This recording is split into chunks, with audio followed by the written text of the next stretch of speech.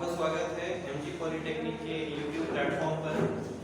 आज हम लोग पढ़ेंगे ऑब्जेक्टिव 2.5, ठीक है ना। उससे पहले एक आपका एक्सप्लेनेशन वाला एक लेक्चर होगा, ठीक है। इसमें हम लोग लामीज़ थ्योरम पढ़ेंगे, ठीक है।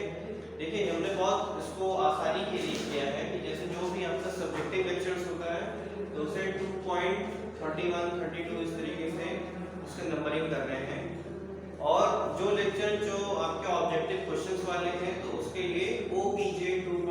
whatever जो पार्ट है, ठीक है ना। तो आज पहले हम आप लोग को एक्सप्लेनेशन थोड़ा सा समझाएंगे, उसके बाद ये कंप्लीट होने के बाद जो नेक्स्ट वीडियो आपके पास आएगी वो ऑब्जेक्टिव वर्जन होगा और उसका जो लेक्चर होगा OPJ 2.5, ठीक है। आइए हम लोग पढ़ते हैं लामीज़ थ्योरम। ये क्या होता है, ये किसके लिए इस्तेमाल किया जाता है, ये सारी चीजें समझते हैं। इसमें ऐसा देख लें, यदि किसी पिंड पर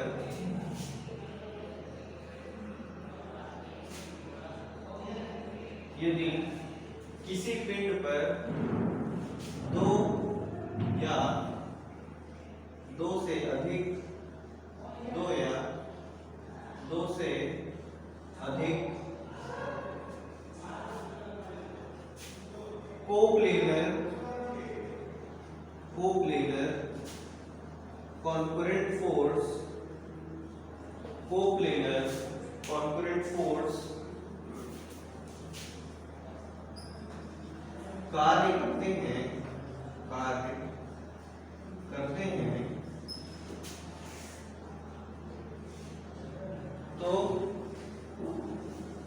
सभी बलों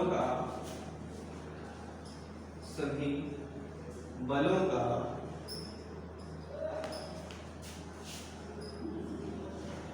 परिणामी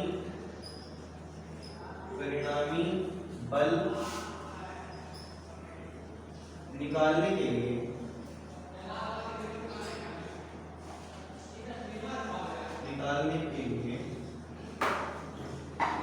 लामीज़ थ्योरम का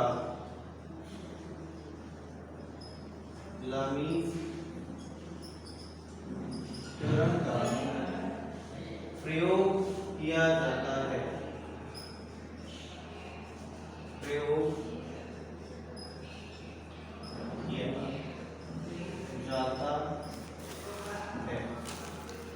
ठीक है,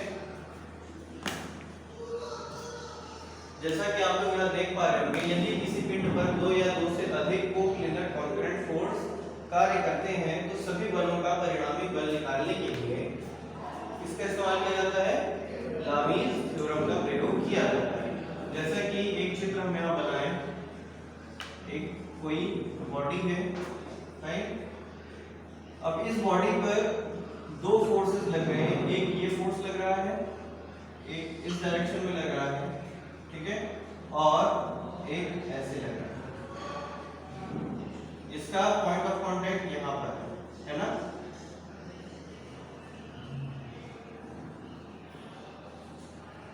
ठीक है, यदि इस बॉडी का आप फ्री बॉडी डायग्राम बनाएंगे तो आपको फ्री बॉडी डायग्राम में सिर्फ जितने बल लग रहे होते हैं उसका ही निर्धारण करना होता है, बिना किसी एंगल्स के, है ना, बिना किसी डायग्राम को बनाए। तो इसका अगर हम लोग फ्री बॉडी डायग्राम बनाएंगे तो फ्री बॉडी डायग्राम आपका किस तरीके से आएगा।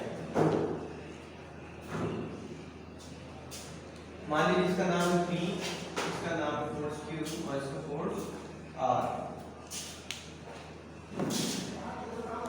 P, Q, R, ठीक है।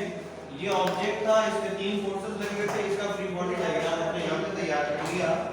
अब आपके पास क्या रह गया है, फोर्स P है ना, फोर्स Q और फोर्स R, ये तीन है कोप्लेनर कॉन्करेंट फोर्सेस, ठीक है, फाइन। अब दूसरी चीज आप लोग को ये दी गई होगी किताब में या क्वेश्चंस में कि इनके बीच के तीनों के बीच में एंगल कितना है। तो यहाँ पे अगर हम लोग मान लें कि ये एंगल अल्फा है, ठीक है, और ये वाला एंगल बीटा है, ठीक है, और ये एंगल आपका गामा। तो अब इसका रिजल्टेंट फोर्स कैसे निकलेगा, ये सारी चीजें ठीक है, या फिर कोई भी तीनों में से कोई दो का मान दिया हुआ है, तीसरा निकालना हो तो कैसे निकलेगा, ये भी हम आके यहाँ पे समझेंगे। तो लामीज थ्योरम के अनुसार जो पूरे फोर्स का जो इक्विवेलेंट रिजल्टेंट और समीकरण बनता है वो ये बनता है कि force P upon sine alpha equals Q upon sine beta equals R upon sine gamma. ये क्या है बच्चों, ये एक समीकरण है जो एक साइंटिस्ट लामी थे, उन्होंने डिस्कवर किया था, इन्वेंट किया था। वो ये इसी के लिए था कि जो भी कोई फोर्स दो या दो से अधिक मात्रा में होगा, किसी भी बॉडी पर लग रहा होगा जो कि अल्फा बीटा गामा एंगल बना रहे होंगे, तो इनके वैल्यूज को निकालने के लिए इन्होंने एक समीकरण बनाया, P upon sine alpha equals Q upon sine beta equals sine upon R upon sine gamma equals to constant, equals to constant. ठीक है, अब हमको ये बताइए कि ये चीज आप सॉल्व कैसे करेंगे। ठीक है, सबसे पहले जो सवाल आपके मन में आ रहा होगा कि इसका इस्तेमाल आप करेंगे कैसे। ठीक है, तो इसका इस्तेमाल जब भी आप कोई एग्जांपल लगाएंगे तभी आपको बहुत अच्छे से समझ में आएगा। ठीक है, तो आइए एक एग्जांपल लेते हैं जिससे लामीज थ्योरम का जो इक्वेशन है उसका हम भरपूर इस्तेमाल कर सकते हैं।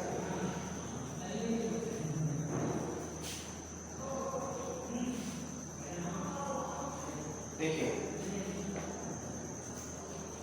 दिया हुआ है कि एक कोई बॉडी है, ठीक है, इस बॉडी पर तीन फोर्सेस काम कर रहे हैं। एक तो खुद इसका वेट नीचे डाउनवर्ड की ओर लग रहा है, ठीक है, मान लीजिए 14 न्यूटन, ठीक है। एक फोर्स इसको यहाँ से ऐसे खींच रहा है, मान लीजिए P है, और एक फोर्स यहाँ से इसको ऐसे खींच रहा है, मान लीजिए Q, P, Q और 14 न्यूटन। अब आपको यहाँ दिख रहा होगा कि एक फोर्स है, एक बॉडी है, उसमें तीन फोर्सेस कार्य कर रहे हैं, ठीक है, कोप्लेनर, नॉन कॉन्करेंट है, कॉन्करेंट है। इसके लिए आप यहाँ पे सबसे पहले क्या बनाएंगे, इसका FBD बनाएंगे, यानी free body diagram. Free body diagram बनाने पर बच्चों आप लोगों को क्या यहाँ पे दिखाई देगा कि आपने एक ऐसे डाउनवर्ड पाइप में इसका वेट निकाल लिया, ठीक है ना, ये वेट हो गया जो कि 14 न्यूटन। फाइन, इसी पॉइंट से ये है एक फोर्स P दिखाई दे रहा है आपको, और इसी पॉइंट से एक फोर्स है Q, ठीक है। अब क्योंकि ये सबसे एक दूसरे पर इक्वली इंक्लाइन है, तो इनके बीच का जो एंगल है वो क्या हो जाएगा, सब समान हो जाएगा, यानी टोटल रोटेशन 360 का होता है, और इक्वली इंक्लाइन है तो 360 डिवाइडेड बाय 3 यानी 120 डिग्री ईच, है ना, हर एक का, यानी ये अल्फा हुआ करता था जो कि है 120 डिग्री के बराबर, ठीक है। ये वाला एंगल बीटा हुआ करता था, ये भी 120 डिग्री के बराबर, और ये वाला एंगल गामा हुआ करता था जो भी 120 डिग्री के बराबर है। अब आप इसको सॉल्व कैसे करेंगे, जैसे कि हमने यहाँ पे इक्वेशन लिख दिया हुआ है, क्या है कि P अपॉन साइन अल्फा, ठीक है, यहाँ पे हो जाएगा P upon sine alpha equals Q upon sine beta equals R upon sine gamma, ठीक है ना। वैल्यूज को पुट करिए, P का वैल्यू आपको नहीं पता, अपॉन साइन अल्फा यानी 120 degree equals Q upon sign 120 degree, क्यों, क्योंकि बीटा का मान भी 120 डिग्री, और R की जगह पे क्या दिया हुआ है 14 न्यूटन, अपॉन साइन गामा यानी 120 डिग्री, ठीक है। बात समझ में आ रही है।